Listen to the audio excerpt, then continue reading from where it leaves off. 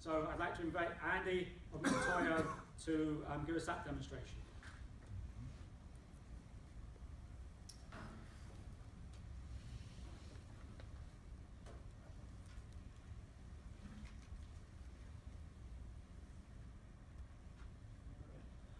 Hello, my name is Andy Kirsten, Digital America Corporation out of the Detroit office.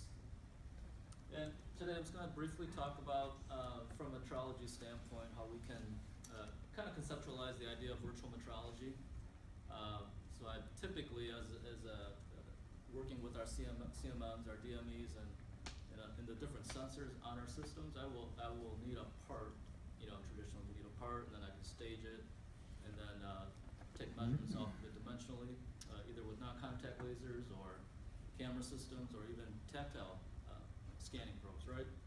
So in this presentation, we're just going to briefly kind of conceptually go over the idea of virtual metrology. So we're a participant, we're members of the DII group, and working with Martin, and I've been interfacing with Larry Maggiano, our senior systems analyst, just trying to really get up to speed on this idea of virtual metrology. So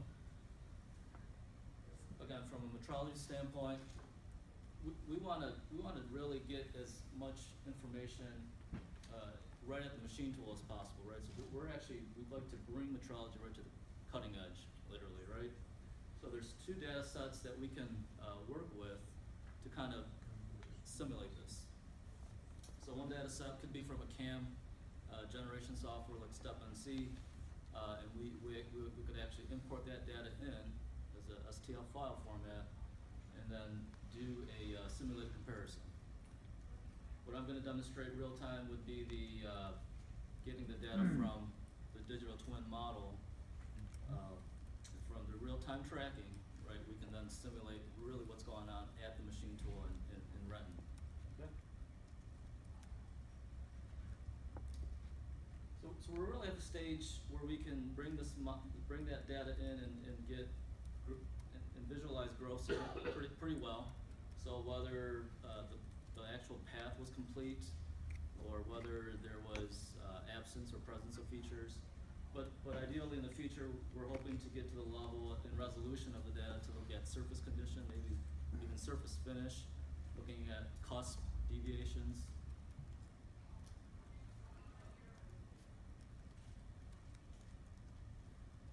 So we're just going to go through the workflow real quick of the virtual metrology. Again, the two data sources we can work with would be from a CAM system like StepNC, or the real-time tracking information from the digital twin. So we would load in the nominal step model, bring in the actual data source. Again, this is virtual information. And then with our software called MSurf Inspection, which is typically analysis software where we can analyze millions of point information and then create an STL file from that, right? So I'm going to demonstrate that right now.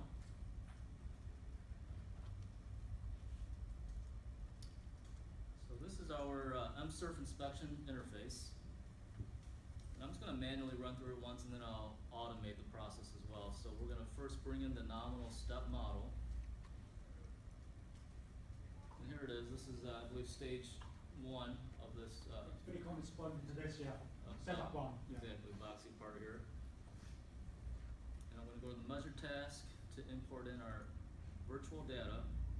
And this is the real-time tracking STL model, or STL information of this, from this live feed, right?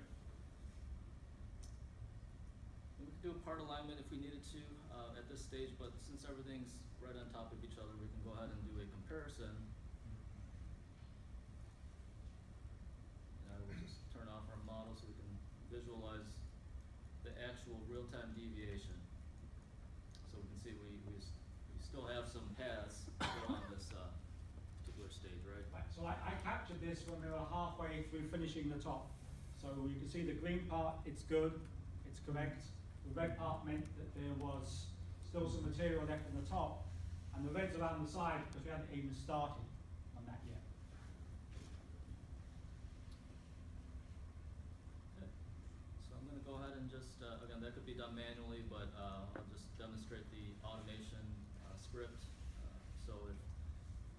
to, we could wait for a file to be sent or placed into a location, and then we could go ahead and execute the script to go ahead and automate this process as well, right? And then we could send this data back out as point cloud information or an STL file to be used back upstream. So just a real general overview of how virtual metrology might work in the future.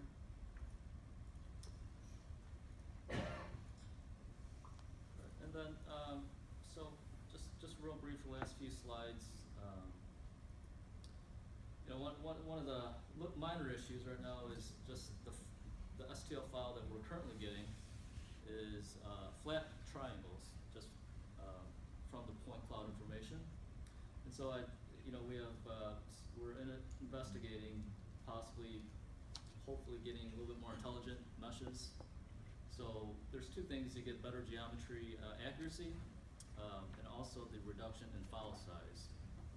And then there's a lot of other parameters that you can assign to each face of the mesh if you wanted to. And but the biggest advantage that we're hoping to gain, hopeful to gain in the future, would be more accurate STLs with less points. So, all right, thank you. Any questions?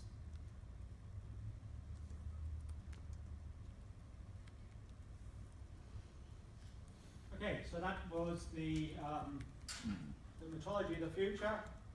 Still being fleshed out. There are issues. One issue is that you've got to be careful to only measure things which have got tolerances on them, because deviations from the nominal could represent all kinds of in-process things which are going to be machined away later. You only want to measure the things which are meant to be complete by this stage of the machining.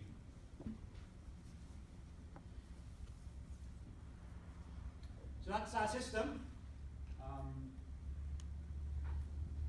The twin, connected by standards to the rest of the enterprise. Step for the as designed and in-process models. Step NC that comes out of the smart machining system, or CATIA or NX or Mastercam. We have Step NC interfaces for all of those, describing what we're trying to do. Empty Connect for recording the real-time machining results and modifying the models, and HTML5 for delivering that data to the customer, the smartphone, the web browser, the tablet, or whatever else they might be using. Our results so far, this twin server, as you may know, your average screen refreshes 60 times a second. Akuma Empty Connect is actually able to beat that in its refresh rate. It's doing it 100 times a second. For the facing operations, we are updating the face model 100 times a second, going along with that. Doesn't mean that everything is working great. We do sometimes fall behind a little bit. In the next operation, we're going to make the pocket, and there's a spiral in as part of that. The spiral in is constantly doing small moves with quite a bit of contact. That stresses our volume simulation software a bit, and we're only able to max that 70 times a second right now. That doesn't mean that we won't achieve 100 times a second. I expect we will. It just means the software engineers haven't been able to get there yet. Doesn't make too much difference, because after you finish spiraling in, you go for a more normal kind of contouring, and we quickly catch up once that starts. Our NC generation service, as we said, it works from stage models. It is right now focused on titanium solutions. We need to make that solution more generic. We need to make it more aware of the tolerances, and give it the ability to derive solutions for aluminium, hard steel, etc. as well as do a little bit more work to make it into a true service and not a desktop tool that is operating like a service. Optimizations, using the black box algorithm that Sandvik developed for us. We're actually able to take the facing from 31 minutes down to 15 minutes and the pocketing down from 91 minutes to 33 minutes. If you've been paying attention, you might say that's, remember we said we're going to make it 15% faster, and that's a lot more than 15%. But you've got to remember that in the complete machining of a part, a lot of things are going to be locked down because they're achieving final tolerances, they're using a particular kind of tooling. For whatever reason, it's going to be a subset of that machining where you're going to have the flexibility to change your speeds in response to demand changes. And then the metrology service. We are just beginning our discussion with the real-time metrology people.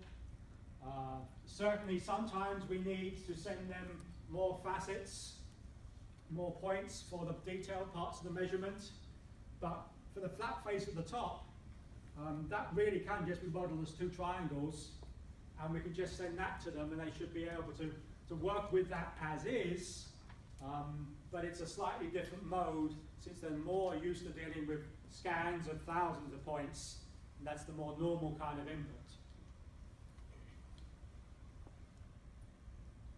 And then there is the automated measurement from semantic GD&T, which we're about to go and see in the basement, where we have the measurement machine set up.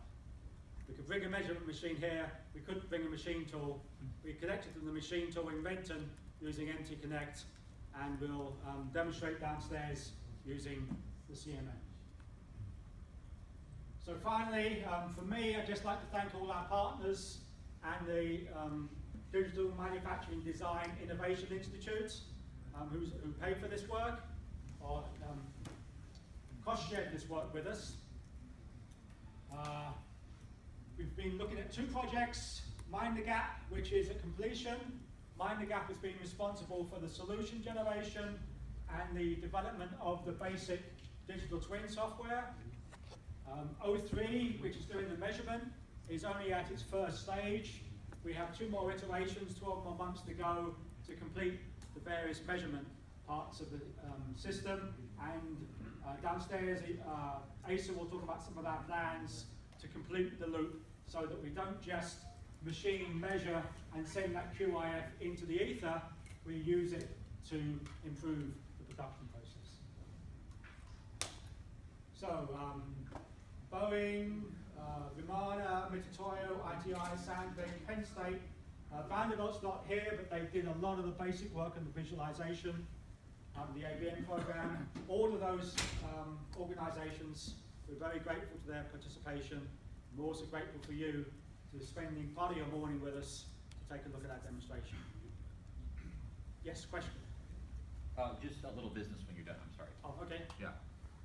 I guess you're done. Yeah, I'm done. Yes.